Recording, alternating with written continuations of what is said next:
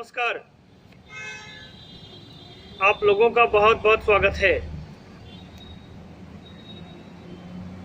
मैं कोशिश कर रहा हूं कि प्रतिदिन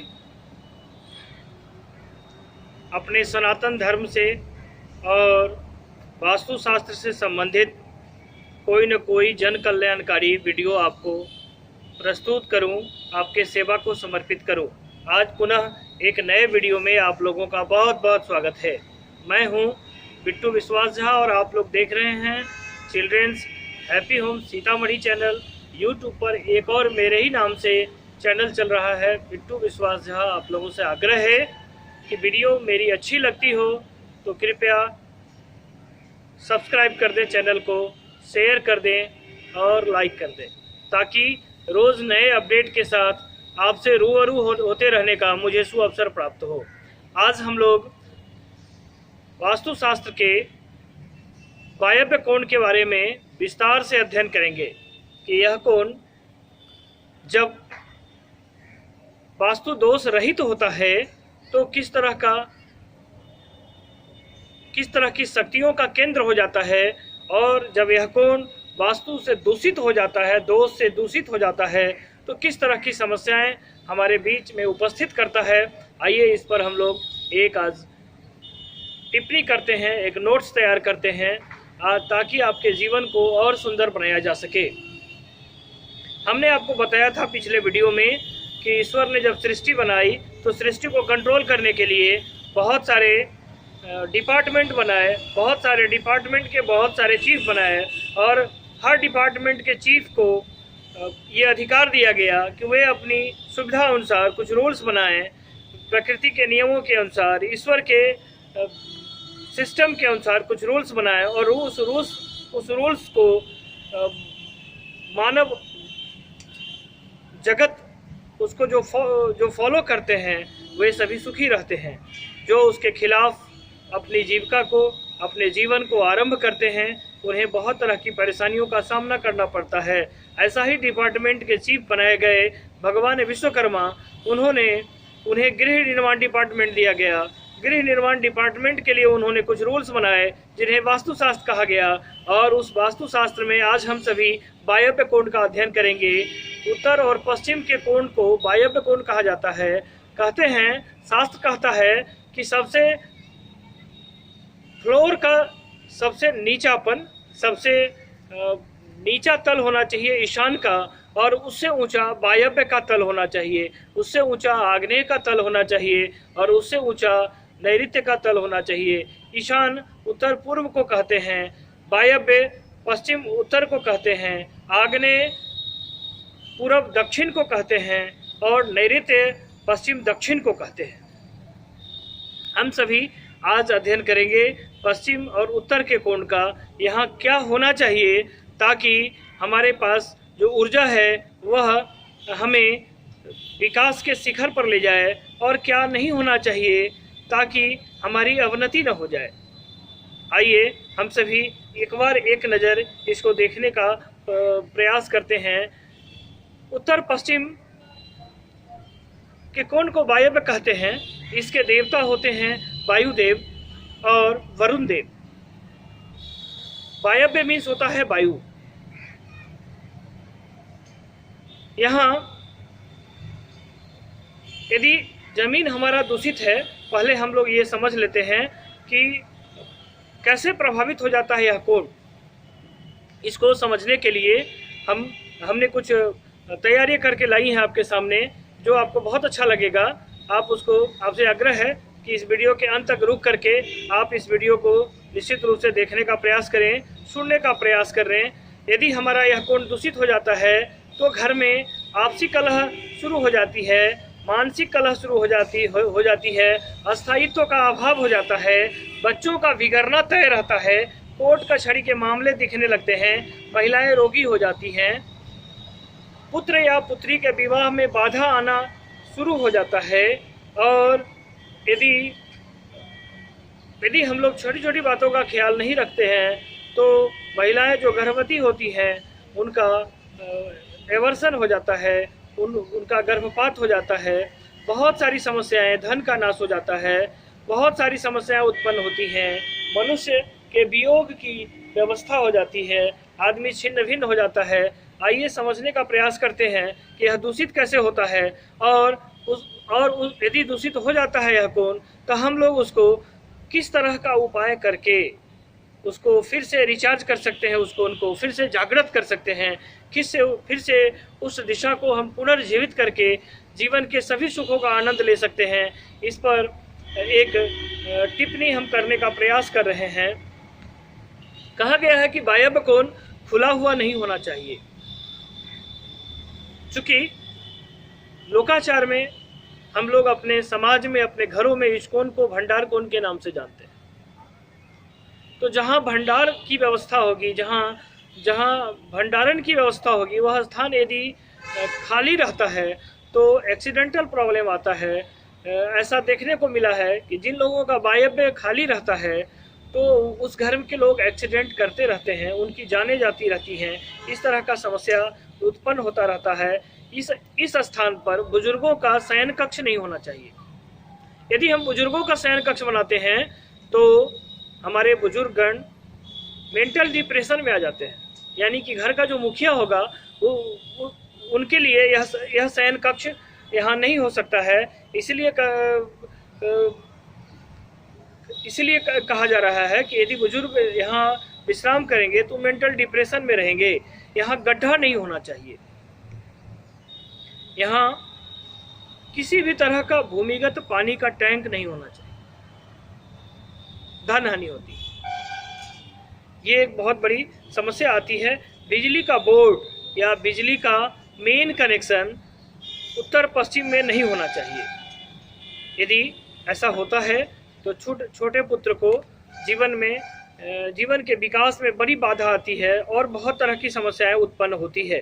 इसलिए यहाँ बिजली का कोई भी कनेक्शन नहीं होना चाहिए। यह स्थान संतान सुख से जुड़ा हुआ होता है। संतान का कैरियर, यदि यह कोण हमारा बलिष्ठ है, यह कोण हमारा जागृत है, यह कोण हमारा सुषुप्ता अवस्था में नहीं है, जागृत है, तो निश्चित रूप से संतान को जीवन में बहुत सारी सफलताएं मिलती है। इसलिए इस कोण को साफ सुथरा, स्वच्छ रखना और वास्तु अनुकूलित रखना बहुत आवश्यक है। जीवन में यदि इस कोण को हम दूषित रखते हैं तो संतान को अपने विकास के क्रम में बहुत सारी बाधाओं का सामना करना पड़ता है। वायव्य कोण के बढ़ने पर आप देखते होंगे किसी भूखंड का कोई कोना बढ़ा हुआ होता है, ईशान बढ़ा हुआ होता है, नैऋत्य बढ़ा हुआ होता है, आग्नेय बढ़ा हुआ होता है। वायव्य मैंने कहा है पहले आपको कि उत्तर और पश्चिम के दिशा को बोलते हैं। तो यह कोण बढ़ा हुआ नहीं होना चाहिए। यदि बढ़ा हुआ यह कोण है तो निश्चित रूप से गृह स्वामी को नाना प्रकार के रोग आदि का सामना करना पड़ता है और उन्हें गुप्त रोग की समस्या तो निश्चित रूप से होती है। गृह स्वामी का यदि यहाँ कक्ष है तो आर्थिक तंगी उनको झेलना ही पड़ेगा। मेंटल डिप्रेशन मैंने आपको बताया भी है, और सर्दी जुकाम वगैरह की भी समस्या आती रहती है। इस कोण में कभी भी लाइब्रेरी नहीं बनाना चाहिए। यदि लाइब्रेरी बनाते हैं तो अध्ययन करने वाले छात्रों का, अध्ययनशील जो भी लोग होंगे घर में, उनकी मन स्थिति अच्छी नहीं रहती है, उनका मन बहुत चंचल हो जाता है और अध्ययन में अनेक प्रकार के रुकावटें आती हैं। वायव्य कोण में किचन नहीं होना चाहिए, ऐसा मैंने महसूस किया है। 20 साल पहले की घटना है। वास्तुशास्त्र से मेरा कोई साक्षात्कार नहीं था, न मैंने कभी सुना था इस शास्त्र को। उन दिनों मैंने इसी कोण में एक किचन बनाया था। एक वास्तुशास्त्री आए थे जिनको मैं बुला के लाया था। मैंने उनसे कहा कि थोड़ा स्ट्रगल ज़्यादा है, यह किचन यहाँ बनवाए हैं। तो उन्होंने कहा कि किचन को निश्चित रूप से बंद कर दीजिए, या तो किचन बंद हो जाएगा, नहीं तो आपका जो सिस्टम है स्कूलिंग का ये बंद हो जाएगा। मैंने वास्तुशास्त्री के जाने के बाद उस किचन को, चूँकि वह बांस का घर बनवाया था और मुझे उस समय उतना प्रैक्टिकल नॉलेज नहीं था, मैं उतना व्यवहारिक नहीं था, तो मैंने बांस के घर के ऊपर टाइल्स रखवा दिया। वो जो मिट्टी का जो टाली वाला जो खपड़ा आता है वो मैंने डलवा दिया। कुछ दिन के बाद आंधी तूफान आया और वह घर गिर गया। वास्तुशास्त्री जी ने मुझे कहा था या तो यह घर गिर जाएगा या फिर आपके सिस्टम को फेल्योर कर दें। वहाँ मैंने महसूस किया कि सुबह 6 बजे से जब चूल्हा जलना शुरू होता था तो रात्रि के जब तक हम लोग सोने नहीं जाते थे तब तक चूल्हा जलता रहता था। यानी कि इस कोण में यदि किचन होगा, ये मैंने अपने जीवन का अनुभव आपको शेयर किया है, यदि इस कोण में किचन होगा तो वह दिन भर वहाँ अग्नि प्रज्वलित होती रहेगी, आपका गेस्टिंग बहुत ज़्यादा होगा और इस फील्ड में आपका, इस क्षेत्र में आपका खर्च बहुत होगा, इस विभाग में आपका खर्च बहुत ज़्यादा होता रहेगा। इसलिए इस कोण में निश्चित रूप से प्रयास करना चाहिए कि किचन इस कोण में नहीं हो तो वह अच्छा माना जाएगा। शौचालय नहीं होना चाहिए। शौचालय होने पर हमारा शास्त्र कहता है कि शौचालय का यदि टंकी है वायव्य में, मैंने कई लोगों का वायव्य में सेप्टिक टैंक देखा है और उनके घर में मैंने देखा है कि सारे लोग बेचैन रहते हैं, पैसा चाहे उनके घर में जितना आ रहा हो, सुख शांति का बिल्कुल अभाव हो जाता है। तो निश्चित रूप से इसका ख्याल रखना चाहिए कि इस कोण में शौचालय नहीं होना चाहिए। शौचालय यदि होगा तो आपको निश्चित रूप से बहुत सारी समस्याओं का सामना करना पड़ेगा, अदालती चक्कर तक लग सकता है, बीमारियों का अंबार घर में आता रहेगा। वास्तु 2 प्रकार का होता है, स्थूल वास्तु और सूक्ष्म वास्तु। आप याद रखेंगे, स्थूल वास्तु तो आप YouTube देख करके, टेलीविज़न देख करके, फिल्मों को देख करके और भी विभिन्न माध्यमों से पुस्तकों को देख करके आप अपना ठीक कर लेते होंगे।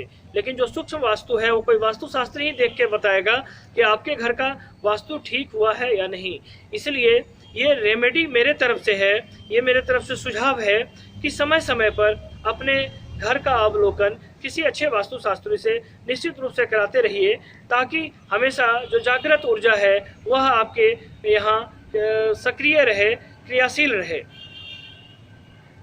वायव्य उत्तर की दिशा से जुड़ा हुआ हो, मान लीजिए कि आपने उत्तर की दिशा में अपना ज़मीन नहीं छोड़ा है, वहाँ आपने चहारदीवारी खड़ी कर ली है और ऊपर से आपने वायव्य को ढक दिया है, यानी कि छत बना दिया है, तो कहा जाता है कि घर की मालकिन और तृतीय संतान पर बुरा प्रभाव पड़ता है। वास्तु का चक्र प्रथम, द्वितीय, तृतीय, पंचम, सप्तम, नवम संतान पर ही पड़ता है। ये चक्र इसी तरह से काम करता है, या तो बड़ा लड़का डिस्टर्ब होगा, या तीसरा, या पंचम, या सप्तम, इस तरह का चक्र चलता है और इस चक्र में यही बच्चे लोग पीड़ित होते हैं। तो घर की मालकिन पर बहुत बुरा प्रभाव पड़ता है और घर के तृतीय संतान पर भी बहुत बुरा प्रभाव पड़ता है। कहीं कहीं तो ऐसा भी देखा गया है कि यह कोना यदि डिस्टर्ब है तो इस घर में रहने वाले लोग आत्महत्या तक की सोचने लगते हैं। इसलिए यह स्थान निश्चित रूप से वास्तु दोष रहित होना चाहिए। नैऋत्य से यदि वायव्य कोण ऊंचा है, या वायव्य ढका हुआ है, या वायव्य में कुआं है, वायव्य यदि उन्नत है, तो अक्सर ऐसे दोष वाले भूखंड को देखा गया है कि इस तरह का भूखंड नीलाम हो जाता है। जितने घर नीलाम हुए हैं उसमें इस तरह का दोष देखने को मिला है। अग्निकांड जहाँ भी होता है वहाँ का यदि हम सूक्ष्म अध्ययन करते हैं तो हमें पता चलता है कि नैऋत्य और आग्नेय के अपेक्षा वायव्य ऊंचा रहता है। यदि उत्तर पश्चिम की दिशा ऊंचा है और पूर्व दक्षिण और दक्षिण पश्चिम की दिशा नीची है, तो ऐसे घर में अग्निकांड की घटनाएं मिलती हैं। हमने कई जगह ऐसा देखा है। यदि ईशान की अपेक्षा वायव्य नीचा हो, आग्नेय और नैऋत्य की अपेक्षा ऊंचा हो, तो शत्रुओं की संख्या में वृद्धि होती है, घर की स्त्रियां भी रोगग्रस्त होती हैं। वायव्य कोण मूलतः जो डॉक्टर प्रैक्टिस करती हैं, लेडीज डॉक्टर लोग, उनके लिए यह बहुत फ़ायदा उठाने का जगह है। हालांकि हर व्यक्ति को इसका फ़ायदा उठाना चाहिए, हर कोने से फ़ायदा उठाना चाहिए। इसीलिए मैंने कहा है कि किसी भी कोण में शौचालय वर्जित है। आप ईशान में बनाते हैं तो बहुत सारा प्रॉब्लम आएगा, आप वायव्य में बनाते हैं बहुत सारा प्रॉब्लम आएगा, आग्नेय में बनाते हैं बहुत सारा प्रॉब्लम आएगा। आज तो मैं वायव्य का वीडियो लेकर के आपके बीच में उपस्थित हूँ, आग्नेय का भी मैंने वीडियो आप लोगों को दिया है। तो किसी भी कोण में वास्तुशास्त्र कहता है कि शौचालय वर्जित है। और भी क्या क्या वर्जित है हम आपको बताने का प्रयास तो कर ही रहे हैं, और हम कोशिश कर रहे हैं कि आपको वास्तु की अच्छी जानकारी आपको दें। आप मेरे वीडियो को देखेंगे तो निश्चित रूप से आप अपने काम के लायक, आप अपने घर के विद्वान होंगे। आपको वास्तु के संदर्भ में कभी किसी से राय लेने की ज़रूरत नहीं होगी, और यदि ज़रूरत होगी तो आप वैसे एक्सपर्ट से आप राय ले सकते हैं। मैं ऐसा नहीं कहूँगा कि मैं ही इस दुनिया का बहुत जानकार हूँ, मेरे से अच्छे अच्छे जानकार लोग इस फील्ड में हैं और बहुत अच्छा काम कर रहे हैं। मैं भी उन्हीं लोगों से सीखता हूँ और आपके बीच में मैं कोशिश करता हूँ कि अच्छी अच्छी बातों को प्रस्तुत करूँ जिसका लाभ आपको जीवन में मिलता रहे। इस दिशा का प्रभाव मित्रों, सगे संबंधियों, मामा मामी, नाना मामा मामी, मौसी, फुआ जी, बहन, बेटी, यदि आपका यह कोना दूषित है तो निश्चित रूप से इनसे आपका संबंध तो बिगड़ना तय है। ये है कि ये जो अभी मैंने आपके सामने प्रस्तुत किया, यह एक आंकड़ा था कि वायव्य कोण में क्या नहीं होना चाहिए। आप यदि इस तरह का कोई व्यवस्था यदि करते हैं तो निश्चित रूप से बहुत तरह की परेशानियां आती हैं। देखिए, गर्भधारण के लिए कहा गया है कि यह कोना सर्वथा उपयुक्त है। यदि नवविवाहित दंपति घर में हैं, जो नई शादी होती है, दूल्हा दुल्हन, तो उनका कक्ष इस कोण में देना चाहिए। लेकिन जैसे ही स्त्रियां गर्भधारण कर लेती हैं तो उनको नैऋत्य में जगह दे देना चाहिए, नहीं तो एवर्सन अक्सर हाँ देखा गया है कि इस कोने में जिनका घर होता है तो यदि वे स्त्रियां गर्भधारण कर चुकी हैं तो उनका आवर्सन हो जाता है। ऐसा देखने को मिला है। हमने कई लेडीज डॉक्टर्स का क्लिनिक का अध्ययन किया है सीतामढ़ी में। हमने जाकर के देखा है कि जिनका क्लिनिक बहुत ज़्यादा चलता है, मैंने देखा है कि इस कोने में उन्होंने अपने कर्मचारियों को रखा है, वहाँ किसी पेशेंट को नहीं रखते हैं, जिस कारण से कोई भी निगेटिव एनर्जी उनके यहाँ नहीं आती और उनके यहाँ पेशेंट खुश होकर जाता है। इस कोने में कहा गया है कि आप अपने ऑफिस में काम करने वाले कर्मचारियों को भी रख सकते हैं, आप यहाँ छोटे छोटे बच्चों को भी रख सकते हैं। यह सर्वथा उपयुक्त जगह बनाया गया है। यदि आपके घर में कोई गेस्ट आते हैं तो उनको आप यहाँ निश्चित रूप से जगह दे सकते हैं। यदि आप गेस्ट को रहने का जगह देंगे तो निश्चित रूप से वे कम से कम समय तक आपके घर में ठहरेंगे। इसलिए यहाँ आप गेस्ट रूम बना सकते हैं। आप यहाँ जल का ओवर टैंक दे सकते हैं। जल का अंडरग्राउंड टैंक निषेध है, लेकिन जल का ओवर टैंक आप यहाँ दे सकते हैं। चूंकि इस कोने के स्वामी हैं वरुण देव, इसलिए आप यहाँ जल का ओवर टैंक दे सकते हैं। आप यहाँ पशुशाला रख सकते हैं। यदि जानवरों को रखना चाहें तो आप यहाँ रख सकते हैं। जानवरों की संख्या में बढ़ोतरी होगी, अधिक से अधिक आप एक जानवर बांधेंगे तो देखेंगे 2-4-5 साल में वहाँ अधिक जानवर आपके पास हो जाएंगे। इसलिए आप वहाँ पशुशाला रख सकते हैं। गाड़ी का गैरेज रख सकते हैं। आप कुमारी कन्या जिनकी शादी करनी हो, आप उनका घर यहाँ दे सकते हैं। कोई लड़का जिसकी शादी में बाधा आ रही हो, आप उसको भी वहाँ रख सकते हैं। आप यहाँ ड्राइंग रूम रख सकते हैं। आपको मैंने अभी बताया है कि आप यहाँ स्टाफ कक्ष रख सकते हैं। किरायादार यदि आप रखते हैं तो इस कोने में ही उनको रखिए।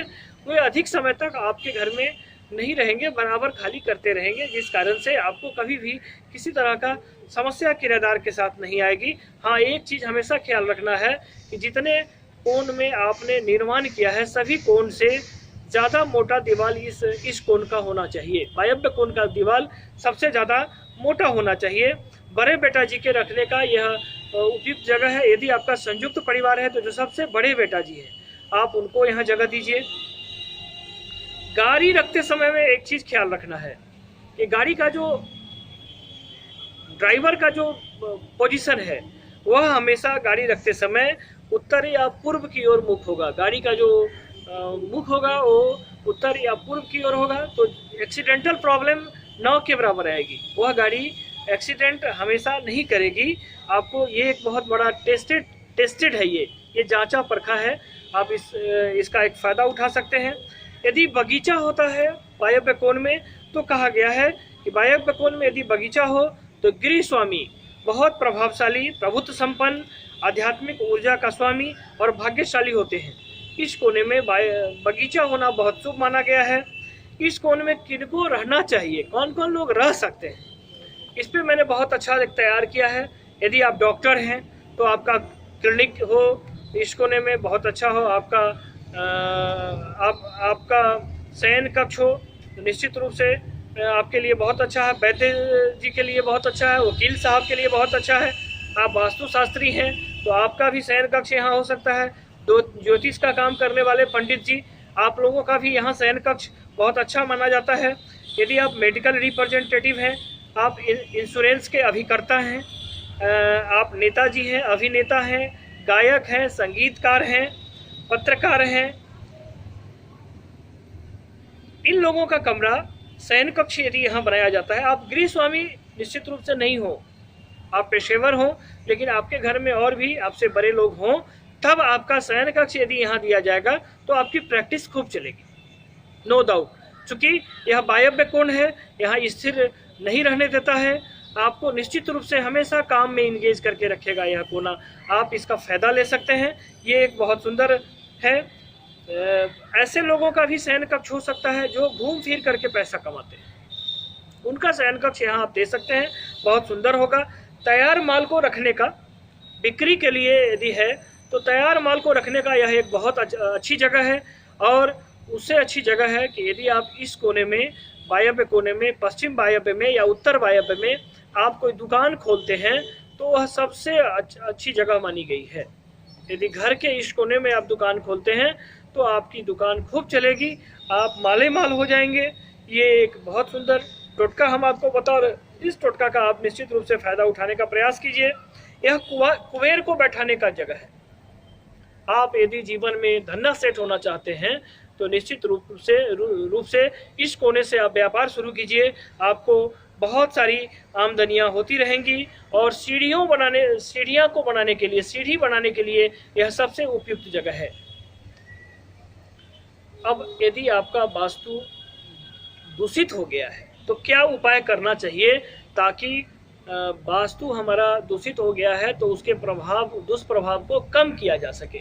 वर्षा का जल एकत्रित कर लीजिए, किसी सोमवार को बोतल में रख करके इस कोने में डाल दीजिए। एक उपाय, नीले बोतल में वायव्य कोण में सोमवार को डाल दीजिए। आप यहाँ एक्वेरियम लगा सकते हैं। वास्तु दोष खत्म करने के लिए एक एक्वेरियम यहाँ लगाइए, मछली का घर, जिसमें 8 सुनहली मछलियां होंगी, गोल्डन फिशेज, और 1 काली मछली हो। इससे वास्तु दोष दूर होगा। यहाँ पर आपको जल का कारक चंद्रमा होता है। मैंने चंद्र ग्रहण का जब वीडियो बनाया था तो मैंने ये बताया था आपको। और चंद्रमा को माँ कहा गया है, तो आप अपनी माँ का यदि सेवा करते हैं, उनकी इज्जत करते हैं, तब भी इस कोण का बृहत से बृहत वास्तु दोष नाश हो जाएगा। इसलिए अपनी माँ का बहुत इज्जत कीजिए। और विभिन्न उत्सवों पर जब कभी कोई उत्सव आता है तो उनको अपने हाथ से दूध का खीर बना करके खिलाइए, वास्तु दोष खत्म हो जाएगा। आजकल शिक्षा जगत से नैतिकता समाप्त हो गई है, इसीलिए कि धार्मिक शिक्षा का अभाव हो गया है। यदि धार्मिक शिक्षा दिया जाएगा तो हर बच्चा अपनी माँ बाप की इज्जत करेगा, यह सोच करके कि जिससे मेरा जीवन में, यदि मैं इनको तिरस्कार करूंगा तो मेरे जीवन में बहुत सारी अनिष्टकारी घटनाएं घटेंगी, और मैं इनको स्वीकार करूंगा, मैं इनको अंगीकृत करूंगा, मैं इनकी इज्जत करूंगा, मैं इनकी पूजा करूंगा, तो मेरा वास्तु ठीक रहेगा, मेरा भविष्य ठीक रहेगा, मेरा तकदीर ठीक रहेगा। इसलिए अभी समय समय पर, मैं चूँकि अध्यक्ष हूँ प्राइवेट स्कूल का, तो मैं कोशिश करता रहता हूँ कि मैं इन बातों को भी अपने मंचों से मैं निश्चित रूप से मुखर होकर के मैं इसकी वकालत करूँ। आजकल नैतिकता का ह्रास होने का एक बहुत बड़ा कारण ये है कि हम लोगों ने जो धार्मिक शिक्षा है उसको तहस नहस कर दिया है। यदि इस कोना को आप जागृत करना चाहते हैं, सक्रिय करना चाहते हैं, तो पूर्णिमा के दिन किसी तीर्थ स्थान पर चले जाइए और वहाँ चंद्रदेव को दूध का अर्घ दीजिए, दूध का अर्घ दीजिए पूर्णिमा की रात्रि में। तो निश्चित रूप से बहुत आराम मिलेगा, बड़ी शांति मिलेगी। आप इसको कर सकते हैं, यह एक टेस्ट किया हुआ नुस्खा है। आप चाहें तो चंद्रदेव को, यदि आप तीर्थ स्थान पर नहीं जा पाते हैं तो घर में खीर बनाइए और चंद्रदेव को खीर चढ़ाइए और सभी सदस्यों को बराबर बराबर खीर दीजिए, भरपेट दीजिए, प्रसाद के रूप में लोग ग्रहण करेंगे। इससे भी वास्तु दोष खत्म हो जाएगा। चंद्र यंत्र लगाइए, घर के मुख्य दरवाजे पर चंद्र यंत्र स्थापित कीजिए, या घर पर श्वेत गणपति जिनके आगे पीछे रजत युक्त श्री यंत्र होंगे, जिनके आगे और पीछे आप इसको स्थापित कीजिए। निश्चित रूप से आपका जो भी वास्तु दोष है वह समाप्त हो जाएगा। दीवारों को, यहाँ के दीवारों को क्रीम कलर से पेंट करना चाहिए। वायव्य कोण का जो दीवार होगा उसको क्रीम कलर से पेंट कीजिए, वास्तु विकार आपका समाप्त हो जाएगा। यदि आप ये सारा कार्यक्रम नहीं कर सकते हैं तो 11 बार हनुमान चालीसा का पाठ कीजिए नित्य दिन, आपका वास्तु दोष खत्म हो जाएगा। भगवान सूर्य को सूर्योदय के समय जल अर्पित करें। यदि आप ये सारा का नुस्खा नहीं अपना पाते हैं तो रोज सुबह तो सब लोग जगते हैं, स्नान करते ही हैं, तो सूर्योदय के समय भगवान सूर्य को जल अर्पित कीजिए। निश्चित रूप से जो भी विकार है घर का वह समाप्त हो जाएगा। यदि आप ऐसा नहीं कर पाते हैं तो नॉर्थ वेस्ट में जो गेट है, वास्तु दोष से जो इफेक्टेड जो गेट है, वहाँ 3 पिरामिड लगाइए, वास्तु पिरामिड, दायां बायां गेट पर और एक ऊपर में 3 पिरामिड लगाइए। इससे भी आपका वास्तु दोष समाप्त हो जाएगा। यदि ऐसा नहीं हो पाता है तो ओम स्वास्तिक और त्रिशूल का स्टिकर लगाइए दरवाजे पर, अंदर और बाहर लगाइए, इससे भी वास्तु दोष समाप्त हो जाएगा। पिरामिड नहीं मिलता है तो सोमवार के दिन आप चंद्रयंत्र स्थापित कीजिए, इससे भी वास्तु दोष समाप्त हो जाएगा। यह कोण कटा हुआ है घर के चारों कोण में, यदि यह कोण कटा हुआ है तो घर के चारों कोण में आपको वास्तु पिरामिड लगाना पड़ेगा। नहीं मिलने पर अलग अलग दिशाओं के लिए यंत्र आता है। जैसे आपको नैऋत्य में लगाना हो तो राहु केतु का यंत्र आता है, आपको आग्नेय में लगाना है तो शुक्र यंत्र आता है, आपको अन्य दिशाओं के लिए भी बहुत सारा यंत्र है। आप उस यंत्र को स्थापित करके आप बहुत सारे समस्याओं से मुक्ति पा सकते हैं। तो ये था वास्तु का वीडियो। आज मैंने वास्तुशास्त्र में आपको बहुत सारी जानकारी दिया। ईश्वर से मेरी प्रार्थना है कि आप जहाँ रहें स्वस्थ रहें, सुरक्षित रहें और आप अपने घर में रहें। कोरोना से आपका पूरे परिवार की रक्षा हो। इन्हीं शब्दों के साथ बहुत सारी शुभकामनाएं। जय हिंद।